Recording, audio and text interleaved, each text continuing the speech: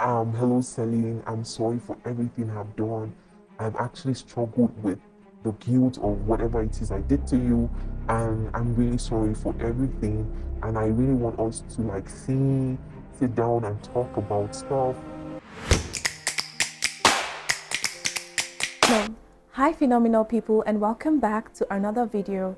My name is Celine, and if this is your first time here, thank you so much for stopping by. And if you are a returning subscriber, thank you so much for the love and support to this channel. It means a lot to me. So guys, I'm shooting this video because of an encounter I had a few weeks ago when a narcissist reached out to me after so many years of no contact. And I would say that he did a lot of horrible things to me that it took the grace of God for me to be able to heal and let go of. And to be honest, when I tell people that you really need to do the inner work, you really need to let go of people that have done you dirty, they begin to feel like I'm trying to force them to forgive. I'm not saying that you should not take your time to be able to feel that forgiveness in your heart and let the people that have hurt you go. But I'm saying that it's very important that you let go, you forgive for your own peace of mind, for your own growth and success. Because when you hold on to people that have offended you, when you hold on to situations to the past, it limits you and sort of holds you back from progressing. And one day you would wake up to realize that time has passed and your life is being stalked. You see yourself in a position for long because you're still bitter and resentful of what someone had done to you. And that person that might have done that thing to you would have moved on and succeeding in whatever it is they're doing. That's how life can be sometimes. Life can be very unfair, you know. So back to the story. When that narcissist reached out to me, I picked the call because I am at a place in my life where I no longer feel that pain, that hurt, that resentment that I felt years ago. I am now at a better place because I've done the inner work. I've processed my emotions. I have done the work and I feel better on the inside. And I picked that call. And what the narcissist told me was like, Hello, Celine. I'm sorry for everything I've done. I've actually struggled with the guilt of whatever it is I did to you, and I'm really sorry for everything. And I really want us to sit down and talk about stuff.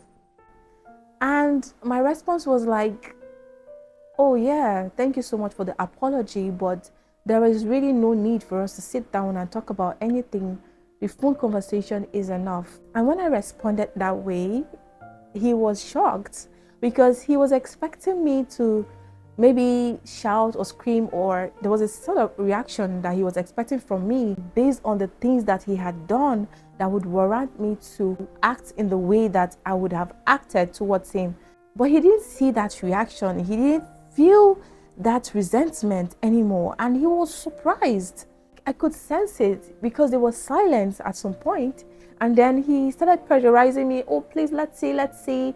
I really need to see. It's been years. Let me just make it up to you. And to be honest, I had to decline because I've moved past it, I've forgiven, and I've told you, what else do you want? And that experience is what is inspiring me to shoot this video, because I want most of you who are going through the healing process, the healing journey, to understand that you need to heal. It is very important that you forgive yourself and heal. I'm not saying that you should go and reconcile with the person that have hurt you. You should go and reconcile with the person that have made your life a living hell. That's not what I'm saying. Reconciliation, I don't know why people misunderstand what reconciliation means.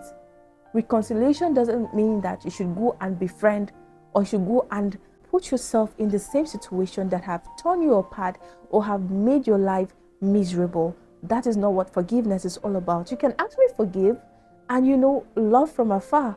And this brings me to the 6 things you should do when a narcissist contacts you, especially when you are a healed version of yourself and you can actually, confront your fears. Or if you have unfinished business with a narcissist, let's say you have a child together or you are having some court proceedings, but you're still observing no contact. These are the 6 things that I want you to learn. The first thing I want you to learn is learn to be calm and be at ease when you receive a call, text message, or when you even bump into the narcissist physically. Learn to be calm and be at ease, because there is this sort of shock that you get. You know, when you have been through a traumatic experience with a narcissist, there is this shock that you get to receive when their calls or their text messages just pop up, or when you bump into them, you feel anxious, you feel anxiety in your body. I want you to learn, I want you to sit with yourself and get rid of that fear and anxiety, because that is what the narcissist will leverage on to taste the waters, to actually know if you are healed or not. When the narcissist observes that you are anxious, when they observe that you are all over the place, when they observe that they can still trigger you, their presence still frightens you, it gives them power. It makes them feel strong, and it makes them feel that they still have this power, control over you. And that is what I don't want for you, because when someone knows or sees the loopholes that you are scared and frightened when you are in their presence, you give them an upper hand. And I don't want that for you. Make sure, no matter how you feel on the inside, I want your reflection to show the opposite. I want your tune, your voice, your speech to show the opposite. No matter how you fear on the inside, let it not translate in your voice, in your tone. Let your voice not be shaky. Let your countenance not be afraid. Let your face not be downwards because you are scared of the narcissist. I want you to confront them, look at them eyeball to eyeball, just in case you meet them on the road. You bump into them, look at them eyeball to eyeball, talk to them with confidence, and be at ease. Be at ease. That fear you're feeling on the inside, when you're out of that environment, you can go and get scared and, be all over the place, but not in their presence. Yes, because when you're scared, you give them power to determine how they're going to manipulate you further. And that is not what I want for you, okay? The second thing you need to learn is how not to get defensive, insultive, or even get abusive when the narcissist contacts you. Because there's this temptation to react in a very negative way by insulting, abusing, calling them out, shouting, going out of character just because you received a call or a text message from this narcissist. I want you to do this assignment. When you receive a text or a call from someone who has done you dirty, I want you to take some time off to process that text message, or to, actually think of how to respond. You must not respond to a text message immediately. I want you to take your time to digest whatever it is they have sent to you and ask yourself, this text message, is it worth responding? Ask yourself this question: this text message I just received, is it worth my anger? Is it worth responding to? Because there are some text messages that are not even supposed to be responded to. You just have to leave them the way it is, like silence. There are some calls you receive, that it's not a do or die affair to answer the call. So do yourself a favor to actually process whether or not to return that call or to respond to that text message for your own sanity. And when you eventually decide to pick that call or respond to that text message, ensure that your words are not insultive. Ensure that your tune is not in any way insultive. One thing the narcissist wants to do is to continuously provoke you, to make you go out of character, to insult them, to record you. I just feel that why the narcissist reaches out to you once in a while is to test the waters. And when you give them the impression that they have a hold on you by you reacting, you becoming insulting, you abusing them, They get excited because in their heads, in their mind, they're like, I still have a hold on this person. For me to bring out this horrible reaction from them, that means I still have power. I still have power over this person. And when you see yourself in that position where you have to become resentful, become insulting, become, who you're not, it's time for you to take a break. You don't need to respond, because the narcissist, through your text messages, through your response, through those words you type, they get energy from it. They can actually sense if they still have a hold on you or not. And they do this most times to get evidence, proof that they still have a hold on you. They want to show people like, oh, see, look at, I tried to reach out to this person to apologize, and look at the insults, look at the text message that this person sent to me. Insultive, no courtesy, or the person is just going out of character. Look at how this person is insulting me.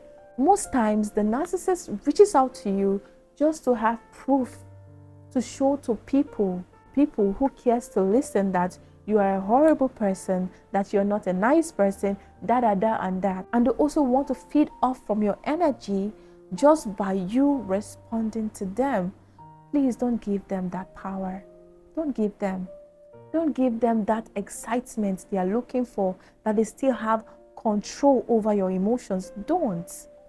The third thing I want you to learn is learn to be neutral. You're not giving a positive vibe, neither are you giving a negative vibe.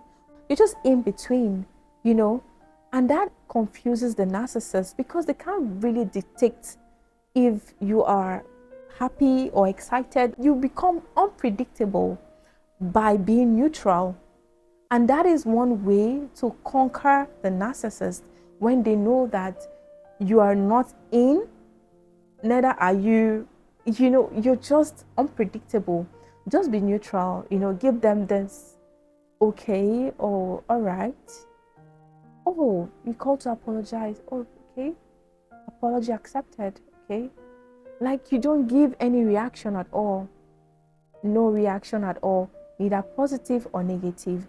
The fourth thing I want you to learn is to learn to stand on business. Why did the narcissist call? What is the reason for the call? Stand on business. They call for an apology. Okay, do you want to accept the apology or not? If you want to accept it and move on. Because one thing I've noticed about the narcissist, they come in disguise of asking for an apology, or they come in disguise of asking for something, but in real sense, that is not the reason why they called. They called to know if they can still maneuver their way into your life to cause more damage to you. You see the narcissist beating around the bush. Stand on business with the narcissist. Be on them. What is the reason for this call? Because most of them would want to drag you along and drag you in the mud again if you let them. And I don't want you to let them. Make sure you stand on business. Okay, you call to apologize. Oh, I forgive you. And you drop your call. Finish. You don't need to extend the call on what happened years ago, how this happened, how that happened. Is not important. The reason for the call is that the narcissist said they have acknowledged what they did, which we know that is a lie, because the narcissist can never be wrong. They can never be wrong. So they say those words just to get you trapped in again, and to just, have a soft spot for them, to bring them back into your life. Please don't let them.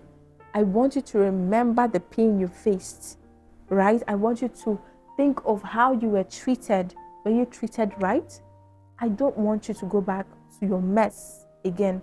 So stand on business and make sure that you don't allow them to deviate from the actual point of their call. What is the reason? Okay, that is it. And it ends there. There's no going back and forth. There's no beating around the bush. You don't even let it. No, you don't. The fifth thing I want you to learn, which I also stated in my second point, is to be confident. Is to learn to build confidence in yourself. Because the narcissist can sense it when you have low self-esteem, or if you're still unhealed, like they can actually smell it. They can actually smell that you are still battling with low self-esteem by the way you receive them, by the way you talk, by the way you respond to their conversations. So please work on your self-esteem. I know that when you go through a narcissistic abuse, your self-esteem can go from 100 to 0. So it's going to be hard, but it's worth it. You are worth it. You are worth fighting for. That's one thing I want you to always tell yourself, that you are worth fighting for. Work on your self-esteem so that when the narcissist approaches or contacts you, you're going to be confident in yourself. They will try to bring you down. They will try to remind you of who you were years ago or months ago. But that's none of your business, because you now know better. You now know your worth, you know your value, and you're standing on business because you know that you are worth the fight. Okay? And the sixth and final thing I want you to learn is to make a decision going forward. If the narcissist conversation did not sit well with your spirit, like you didn't feel good talking to them, like you felt resentful or you felt bitter, you still feel bitter or something, I want you to make a decision. It's either two things. It's either you're not going to talk to them going forward based on that conversation. Like if you feel like they're trying to still manipulate you again to accept that you are the one that is at fault and not necessarily apologizing, then what's the point of entertaining them? Just move on. There's no need entertaining them again the second or third time. Once you know the actual reason on why they called you, please make a decision. It's either you don't entertain them going forward, or if you're strong enough like me, if you're healed enough to actually put them in their place, grey rock them, and mirror them, then please do. If you have no other option, let's say you are co-parenting, or maybe they are even your colleagues at work and you cannot do without seeing them, then the only way you can survive is to mirror their behavior, or even totally block your ears from letting whatever words or actions get to you. When the narcissist realizes that their words and actions no longer affect you negatively, they would stop. You can't be fighting who is not fighting you. You cannot be triggering someone who is not being triggered by your words. When they know that this person no longer gets triggered by my words, they would stop, because they will get tired of their stupidity. That's the truth. That's how it works. So don't let anyone push you around. Don't let anyone toy with you. You are special. You are valued. Don't let your experiences define you. And I hope that this video resonates with you. And please stay strong out there. Be of good cheer. And I wish you all the best in your healing journey. Do well to like, share, subscribe to this channel for more videos. And see you in my next video.